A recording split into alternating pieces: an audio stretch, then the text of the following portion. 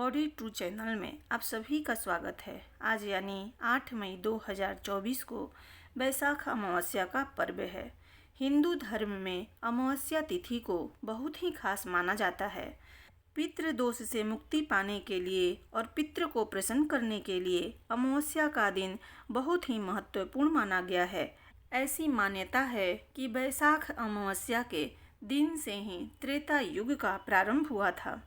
इस कारण बैसाख अमावस्या का धार्मिक महत्व और अधिक बढ़ जाता है। बैसाख अमावस्या के पर्व पर पूरे विधि विधान से पूजा पाठ करने से भगवान प्रसन्न होते हैं और अपने भक्त की सभी मनोकामनाओं को पूरा करते हैं। अमावस्या तिथि के स्वामी पितर होते हैं, इसलिए अमावस्या के दिन कोई भी शुभ कार्य करने से बचने की सलाह दी जाती है। अमावस्या पर चंद्रदेव की शक्ति बिल्कुल कम हो जाती है। चंद्रदेव को मन का कारक बताया गया है, इसलिए अमावस्या के दिन मन संतुलित नहीं रहता। इसलिए अमावस्या के दिन कोई भी बड़ा फैसला लेने से बचना चाहिए, अन्यथा फैसला गलत भी साबित हो सकता है।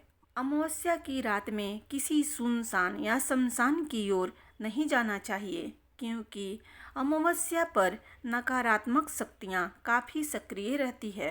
इसलिए अमावस्या पर इन स्थानों पर जाने से नुकसान होने की संभावना अधिक रहती है। गरुड़ पुराण के अनुसार अमावस्या पर पति पत्नी के बीच बनाए गए संबंधों से जो संतान उत्पन्न होती है वो सुखी नहीं रहती। इसलिए अमावस्या के दिन पति पत्नी के बीच शारीरिक संबंध बनाने से बचना चाहिए। अमावस्या पर किसी असहाय और गरीब का अपमान करने से कुंडली में बैठे राहु केतु अशुभ फल प्रदान करते हैं। इसलिए अमावस्या के दिन गरीबों असहायों का अपमान नहीं करना चाहिए। सबसे खास बात यह है कि अमावस्या के दिन घर में या अपने कार्यस्थल पर लड़ाई झगड़ा क्लेश और बहसबाजी का माहौल नहीं बनाना चाहिए।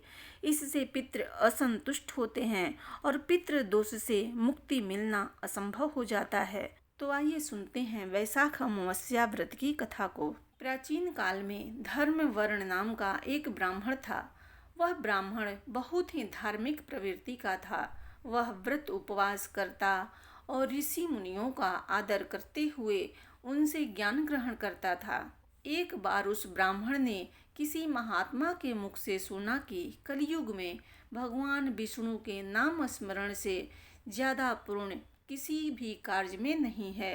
अन्य युगों में जो पुण्य यज्ञ करने से प्राप्त होता था, उससे कहीं अधिक पुण्य फल इस कलियुग में भगवान का नाम स्मरण करने से प्राप्त होता है। धर्म वर्ण ने उसे आत्मसात कर लिया और संसार से विरक्त होकर संन्यास लेकर भ्रमण करने लगा। एक दिन भ्रमण करते करते वह पितृलोक में जा पहुंचा।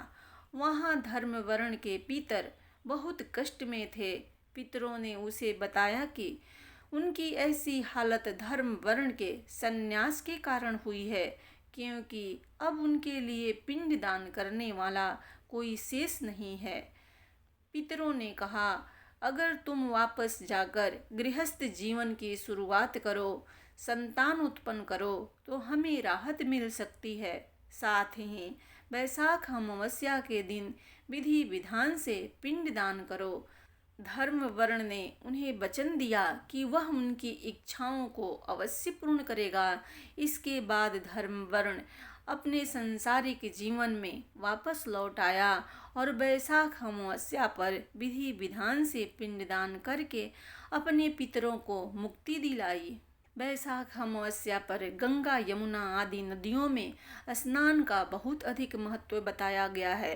पितृ की प्रसन्नता के लिए इस दिन सूर्य देव को अर्घ्य देकर बहते जल में तिल प्रवाहित करना चाहिए। बैसाख अमावस्या के दिन पीपल के वृक्ष को जल अर्पित करना चाहिए। बैसाख अमावस्या के दिन दान पुण्य अवश्य करना चाहिए।